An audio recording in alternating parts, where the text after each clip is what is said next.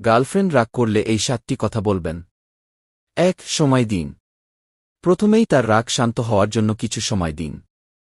এই সময়টা তাকে একা থাকতে দিন। 2. ঠান্ডা মাথায় কথা বলুন। রাগ শান্ত হলে ঠান্ডা মাথায় তার সাথে কথা বলুন।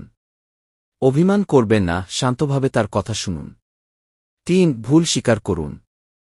যদি আপনার কোনো ভুল হয়ে থাকে তাহলে তা স্বীকার করুন। ক্ষমা চাওয়ার কোনো লজ্জা নেই।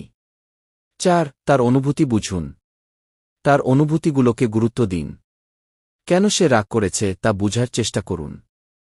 5. সমাধান খুঁজুন। সমস্যার সমাধান খুঁজতে তার সাথে একসাথে কাজ করুন। ভবিষ্যতে এ ধরনের সমস্যা যেন না হয় সেদিকে নজর দিন। 6. উপহার দিন। একটি ছোট উপহার দিয়ে তার মন ভালো করার চেষ্টা করতে পারেন। এতে তার মন খুশি হবে। 7. আলিঙ্গন করুন। একটি আলিঙ্গন অনেক কথা বলে। তাকে আলিঙ্গন করে জানান যে আপনি তাকে ভালোবাসেন।